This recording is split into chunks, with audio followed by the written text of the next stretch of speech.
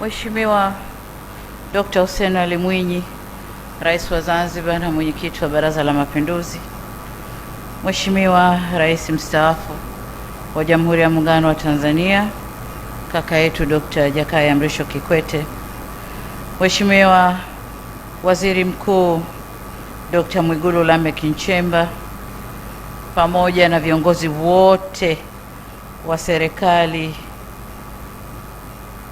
ya Jamhuri ya Muungano wa Tanzania, pamoja na wastaafu mawaziri wakuu. Ninatambua pia ujumbe wote uliokuja na Rais wa Zanzibar kutoka Zanzibar. Mheshimiwa Musa Azzan Zungu, Spika wa Bunge la Jamhuri ya Muungano wa Tanzania, maspika wastaafu mliopo na wote kutoka mhimili wa Bunge mliopo nasi, Mheshimiwa Jaji George Mcheche Masaju, Jaji Mkuu wa Mahakama ya Tanzania, majaji wakuu wastaafu, pamoja na wote mliotoka mhimili huu wa mahakama, viongozi wa Chama cha Mapinduzi, pamoja na viongozi wa vyama vingine vya siasa mliopo nasi hapa. Tambua pia uwepo wa mke mdogo wangu Jemina, watoto na familia ya marehemu, pamoja na ndugu jamaa na marafiki mliopo, waheshimiwa wakuu wa vyombo vya ulinzi na usalama, waheshimiwa viongozi wa dini kiongozwa na baba paroko, wana Millennium ambao mko hapa pamoja nasi, ndugu waombelezaji wenzangu, mabibi na mabwana, tumsifu Yesu Kristo. Bwana Yesu asifiwe. Assalamu alaikum wa rahmatullahi wa barakatuh. Ndugu viongozi na waombolezaji wenzangu, niseme tu tumeondokewa. Tumepoteza kiongozi wetu, ndugu yetu, kiongozi wa familia, rafiki na mtumishi mwenzetu aliyejitolea maisha yake kwa taifa, marehemu William Vangimembe Lukuvi. Natambua kwamba toka juzi ambapo Mungu alichukua kiumbe chake, tumeendelea kupeana pole na maneno ya faraja, lakini pia tumeendelea kusema yale yote mazuri ya ndugu yetu. Nami kwa mara nyingine tena nitumie nafasi hii mimi binafsi na kwa niaba ya serikali kutoa salamu za pole kwa ofisi ya Waziri Mkuu, Bunge la Jamhuri ya Muungano wa Tanzania, kwa familia, lakini mdogo wangu Jemina, mke, watoto na familia, pamoja na ndugu wa marehemu, marafiki, wananchi wa jimbo la Isimani na Watanzania wote kwa ujumla. Tuweni pole. Kule kwetu Zanzibar kuna watumbatu wanasema pole si kupoa, pole ni kupoyoza. Yaani pole, ukipewa pole sio kwamba ndio msiba umefutika, hapana. Lakini kidogo roho inapoa ukisikia wenzio wanakupa pole. Ndugu zangu, msiba huu si wa familia pekee, bali ni wetu sote wa Tanzania, kwani wengi tulimfahamu, wengine tulibahatika kufanya kazi naye, na muhimu zaidi, wengi waliguswa na mchango wake kwa namna moja au nyingine kupitia uongozi na utumishi wake wa muda mrefu kwa umma na wa kisiasa. Aidha, nitoe shukrani za dhati kwa madaktari na wauguzi wa hospitali ya rufaa ya kanda ya Benjamin Mkapa kule Dodoma, na wote waliohusika katika kumhudumia ndugu yetu huyu katika kipindi chake cha mwisho wa uhai wake, kwa juhudi na kujitolea kwao katika kuhakikisha anapata huduma stahiki.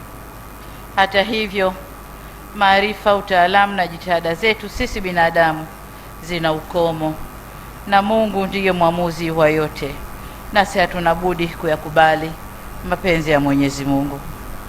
Nitoe shukrani za dhati pia kwa viongozi wa dini kwa huduma, misa na huduma za kiroho ambazo wameendelea kuzitoa toka ndugu yetu huyu ametutoka hadi hapa tulipo. Na washukuru na ninawapongeza kwa kuendesha misa kwa nidhamu na heshima kubwa kwa marehemu mpendwa wetu, lakini vile vile kwa maneno ya faraja kwetu sisi wafiwa.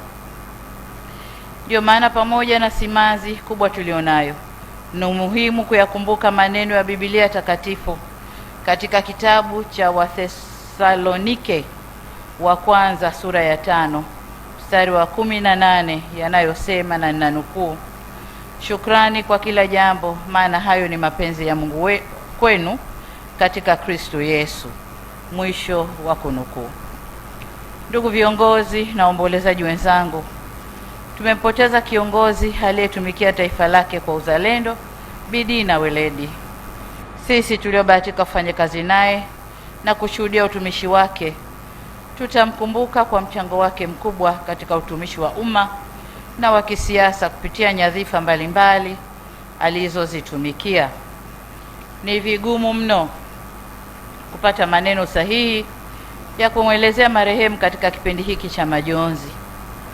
Marehemu Lukuvi alikuwa miongoni mwa viongozi waliotumikia taifa kwa muda mrefu katika nafasi mbalimbali kwenye Chama cha Mapinduzi, serikali na katika bunge kama wasifu wake ulivyoelezwa. Katika nafasi zote hizo alizowahi kuhudumu serikalini, aliacha alama ya utendaji bora na uwajibikaji, na kwa uzoefu wake hakuwa mchoyo wa maarifa. Tulisikia toka juzi ushuhuda ukitoka watu mbalimbali kukiri kusoma na kujifunza kutokana na uongozi wa Mheshimiwa Lukuvi. Sisi tuliobaki tunayo mazuri ya kujifunza kutoka kwake pia. Marehemu Lukuvi pia alikuwa kiongozi aliyegusa mioyo ya watu, ambaye daima hakusita kusema ukweli na hata kuchukua maamuzi yenye tija na maslahi kwa taifa. Ndugu zangu, katika kipindi hiki ambacho dunia imejaa mvurugano na machafuko, tulihitaji viongozi wenye uzoefu wa muda mrefu na viongozi ambao wamefanya kazi katika maeneo mbalimbali kwa upande wa serikali na upande wa siasa. Tulihitaji tuendelee na mawazo na ushauri wa viongozi wa aina hiyo. Tulimhitaji ndugu Lukuvi sasa kuliko jana, lakini kama nilivyosema, Mungu alimpenda zaidi. Katika kipindi hiki, dunia yetu kama mnavyoelewa imejaa misuguano na machafuko ambayo kwa vyovyote vile yatapandisha hali ya maisha kuwa ngumu, si kwa Tanzania tu, lakini hata kwa dunia. Tumeanza kushuhudia upandaji wa bei za mafuta, na vivyo hivyo tutashuhudia upandaji wa bei za bidhaa. Lakini pia kama vita hii inayoendelea itaendelea, basi tunategemea pia kuwa na mdororo wa uchumi duniani, mambo ambayo yanataka umakini katika kufanya maamuzi katika uongozi wa nchi yetu. Tumwombe Mwenyezi Mungu haya yamalizike ili tuende vizuri. Lakini kwa uzoefu alionao Mheshimiwa Lukuvi, tulimhitaji zaidi sasa kuliko wakati wowote. Tulimhitaji ndugu yetu huyu kwa sababu tunamkumbuka kwa moyo wake wa upendo na mahusiano mazuri aliyoyajenga katika jamii, pamoja na utayari wake wa kushirikiana na kushauriana na makundi mbalimbali. Utumishi wake utukumbushe kuwa uongozi ni dhamana, ni wajibu wa utumishi wa umma kwa uaminifu na moyo wa kujitolea.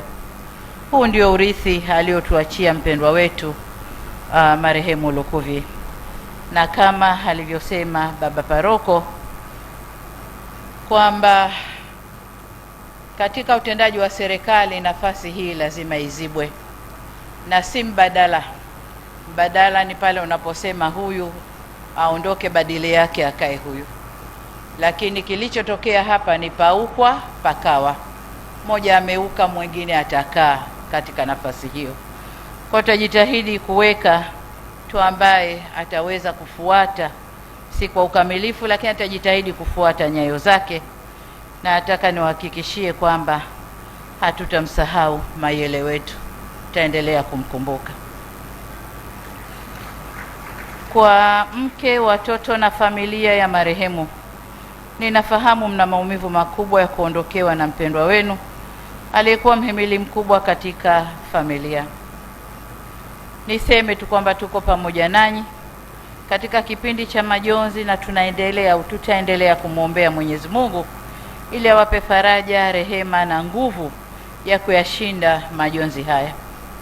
Ndugu viongozi na waombolezaji wenzangu, napoelekea kuhitimisha salamu zangu hizi fupi, na waomba muungane nami kumshukuru Mwenyezi Mungu kwa maisha ya ndugu yetu hapa duniani na alama njema aliyoiacha.